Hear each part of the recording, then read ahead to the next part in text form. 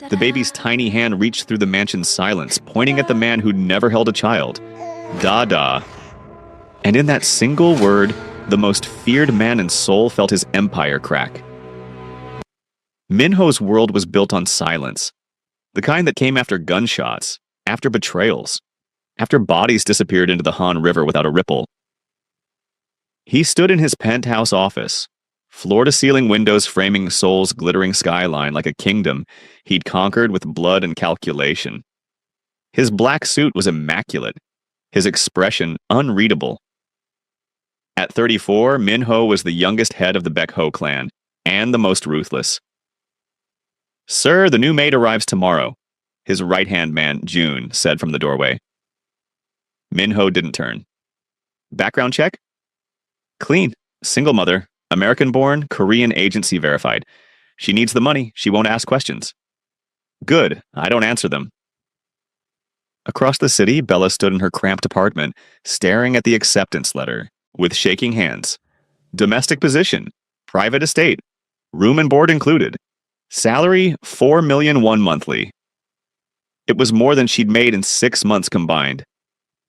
Her daughter, Hana, 11 months old with curls like midnight clouds and skin like warm amber, babbled from her playpen, chubby fists reaching for her mother. "We're going to be okay, baby girl," Bella whispered, lifting Hana into her arms. "Mama's going to keep you safe. I promise." But safety was a lie Bella told herself every night. Because 18 months ago, she'd made a mistake. One beautiful, reckless night in Seoul during a work conference. A stranger in a hotel bar, no names exchanged. Just heat, desperation, and the illusion of being someone else. She'd left Korea the next morning. She'd returned 8 months pregnant, broke, and alone. Now she was walking straight into the house of the most dangerous man in the city. She just didn't know it yet. What would you do if you had to choose between safety and truth? Drop a comment below. Bella's first morning began at 5 a.m. The estate was a fortress disguised as luxury. High walls, security cameras, men in black suits patrolling like shadows. She'd been given a small room adjacent to the kitchen, barely large enough for her mattress and Hana's crib. "Stay invisible," the head housekeeper Mrs. Choi had warned. "Mr. Beck doesn't tolerate disruptions." Bella nodded, strapping Hana to her chest in a carrier. The baby had been fussy all night, teething and clingy. She was polishing the marble floors in the main corridor when she heard footsteps. Heavy, deliberate, commanding. She didn't look up until the footsteps stopped. "Who are you?" The voice was cold, sharp as a blade. Bella's head snapped up and her breath caught. "No." Minho stood 3 feet away, his dark eyes locked on her face. Recognition flickered there, just for a heartbeat, before his expression hardened into stone. But Bella saw it. He remembers. "The new maid, sir," she whispered, her voice barely steady. "I'm Bella." Minho's jaw tightened. His gaze dropped to the baby carrier and froze. Hana's wide brown eyes stared up at him, curious and unafraid. Then her face split into the biggest smile. Her tiny hand reached out. "Dada!" The word exploded into the silence like a grenade. Minho's entire body went rigid. Mrs. Choi gasped. Bella's heart stopped. "Dada! Dada!" Hana squealed again, bouncing excitedly, her chubby fingers grasping at the air between them. Minho's face drained of color. His eyes darted from the baby to Bella, and something dangerous flickered there. Recognition, confusion, rage, and something else. Fear. "My office. Now." His voice was lethal calm. Then he turned and walked away, leaving Bella trembling in the hallway, her daughter still giggling and reaching for the man who'd just shattered both their worlds. Minho's office door slammed shut behind her. Bella stood frozen, clutching Hana tighter as the Mafia boss circled her, like a predator assessing prey. "Explain." One word. Absolute command. She's just a baby. She doesn't know... How old?" Bella's throat closed. 11 months. Minho stopped moving, his eyes narrowed, calculating. "The conference, Hotel Shilla, 18 months ago." It wasn't a question. Bella's silence was answer enough. "You knew." His voice dropped to a deadly whisper. You knew and you said nothing. I didn't know who you were. Bella's voice cracked. No names, remember? That was the deal. One night, no complications. And yet here you are. In my house with a child who... He stopped himself, his fists clenching. This is a setup. A setup?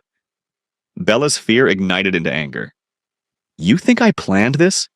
I came here because I'm desperate. Because I have a daughter to feed and nowhere else to go. I didn't know this was your house until I saw your face. Minho's expression didn't soften. People who know my secrets don't live long.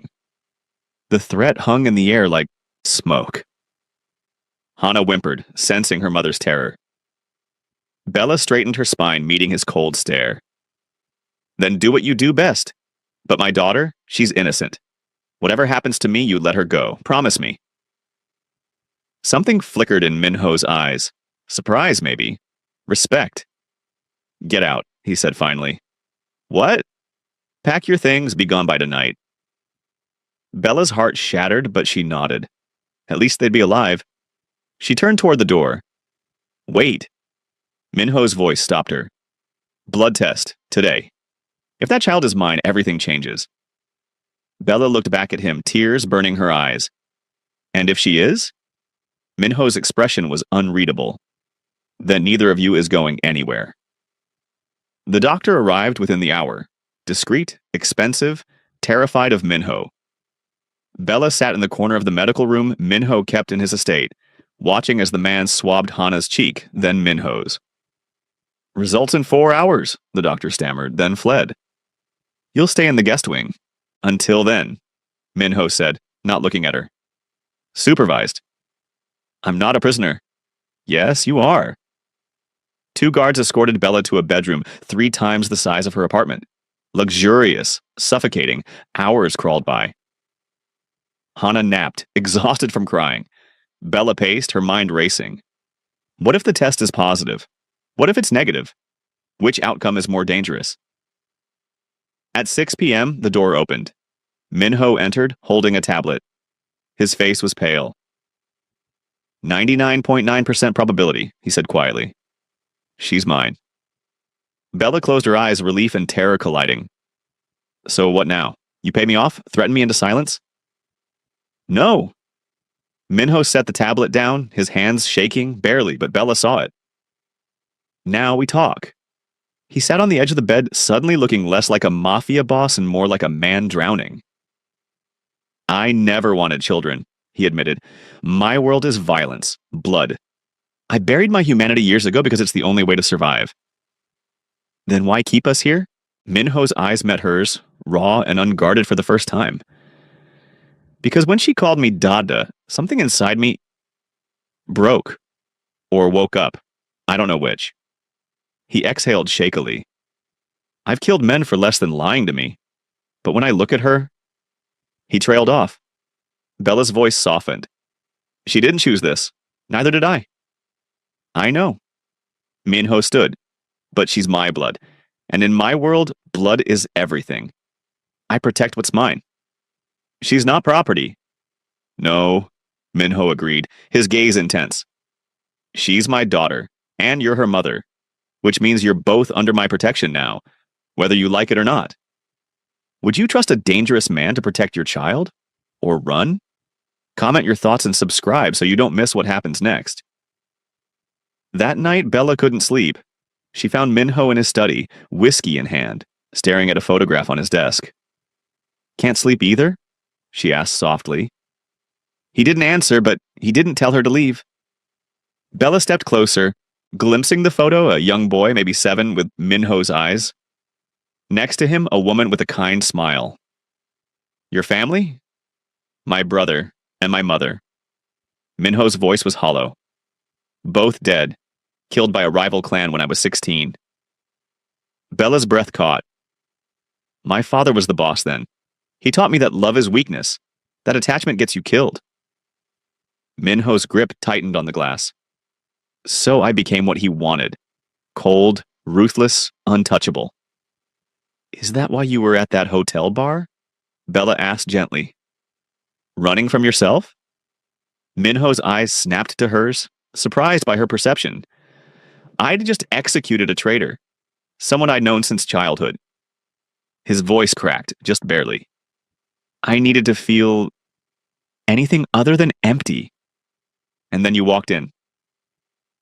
Bella remembered that night differently now. Not as a mistake, but as two broken people reaching for something real in the darkness. I left the next morning because I was terrified, she confessed. Terrified of how much I felt. How much I wanted to stay. Why didn't you? Because I knew you were dangerous. I felt it, and I was right. Minho set down his glass, standing. He moved toward her slowly, stopping inches away. You should fear me, he whispered. Everyone does. Bella looked up at him unflinching. I did. But then I watched you hold Hana's hand during the blood test. You were gentle, scared, human. Don't mistake one moment for redemption. I'm not. But maybe you should. Silence stretched between them, heavy with unspoken truths. Then Minho did something unexpected. He reached out and touched her cheek, softly, reverently, as if she might break. You terrify me more than any enemy ever has. The next 2 weeks were surreal. Minho cleared his schedule, something his men whispered about in disbelief. He spent mornings with Hana, teaching her Korean words, watching her take wobbly steps across his office floor. Bella observed from the doorway, her heart aching at the sight. Da! Hana squealed, falling into Minho's arms. He caught her effortlessly, and for a moment he smiled. A real, unguarded smile that transformed his face. She's fearless, Bella said, stepping inside. She gets that from you. The compliment caught her off guard. I'm not fearless. I'm terrified every second. Minho looked at her. Fear and courage aren't opposites. You crossed an ocean, alone and pregnant, to build a life for her. That's not weakness. Bella's eyes stung. You're not what I expected. What did you expect? A monster. I am a monster. Minho's voice hardened. Don't forget that. But Bella saw through him now. That evening, after Hana was asleep, Minho found Bella on the terrace. I've arranged new identities for you both, he said quietly. Papers, bank accounts, a house in New Zealand. Far from this life. Far from me. Bella's heart plummeted. You're sending us away? It's safer. For who, us or you? Minho's jaw clenched. Both. What if I don't want to go? His eyes snapped to hers, vulnerability flashing there. You should. This world will destroy you. Bella stepped closer. You keep saying that. But maybe I'm stronger than you think. Maybe Hana needs her father. Maybe... She hesitated. Maybe I need you too. The confession hung between them. Minho's hand lifted, cupping her face. I don't deserve you. Maybe not, but you have me anyway. He kissed her then, desperate, fierce, full of everything he couldn't say. When they pulled apart, his forehead rested against hers. If you stay, there's no going back. Then I'm staying. Everything fell apart on a rainy Thursday. Bella woke to shouting, gunshots. She grabbed Hana and ran toward Minho's office. A man in a black mask blocked her path, gun raised. The boss's little whore, he sneered, and his bastard. Bella's blood froze. Before she could scream, Minho appeared like a shadow, disarming the man with brutal efficiency.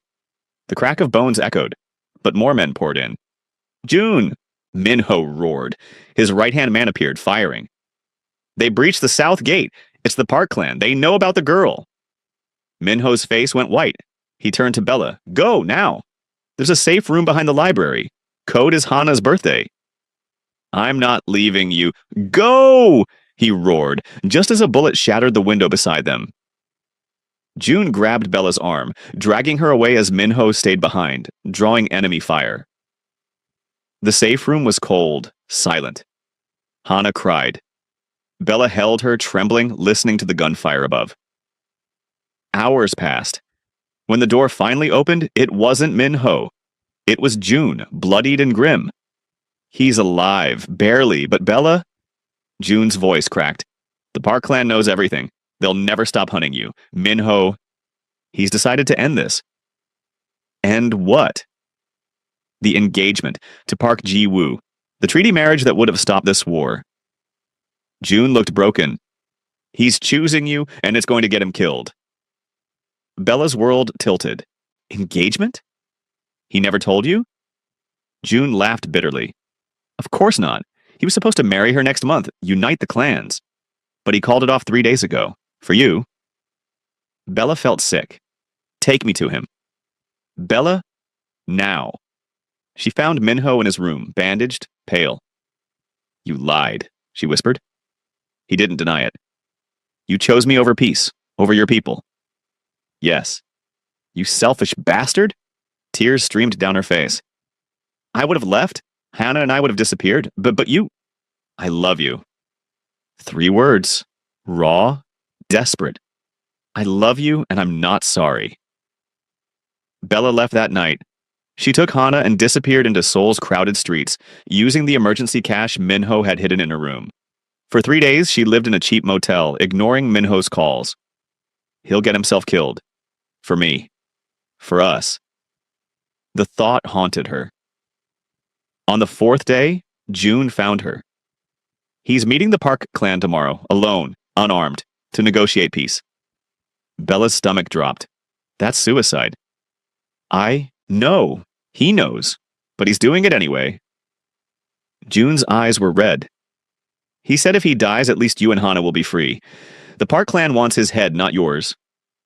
No. Bella stood, determination hardening her voice. No, I'm not letting him do this. What can you possibly... I'm going with him. June stared. Are you insane? Probably, but I'm also the mother of his child.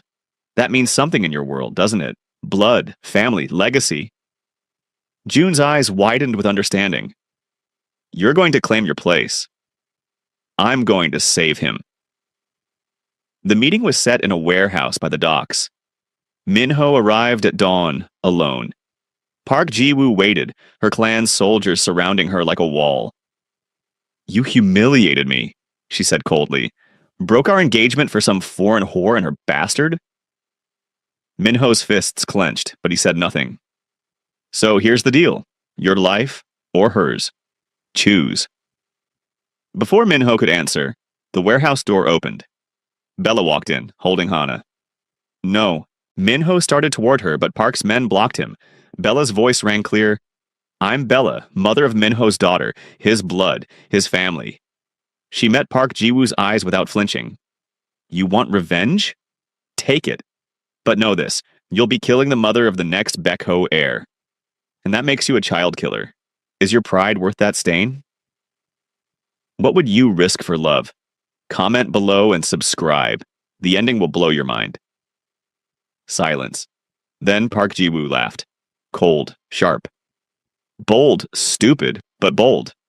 She circled Bella like a shark. You think motherhood makes you untouchable? No, but it makes me family, and even your clan has rules about family.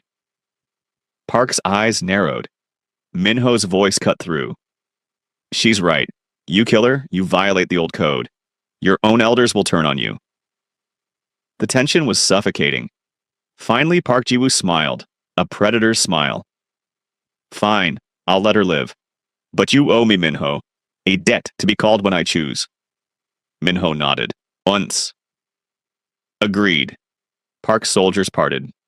Bella ran to Minho and he caught her, pulling her and Hannah into his arms, trembling. You foolish, reckless, beautiful woman, he whispered into her hair. You could have died. So could you. Why did you come back? Bella pulled back, meeting his eyes. Because I love you. Because Hannah deserves her father. Because I'm done running. Minho's eyes glistened. I don't deserve you. You keep saying that. I'm starting to think you're right. Bella smiled through tears. But you're stuck with me anyway. He kissed her then, fierce and desperate and full of promise. Hannah giggled, patting both their faces. Dada, mama. Minho laughed, a sound Bella had never heard from him, pure, unguarded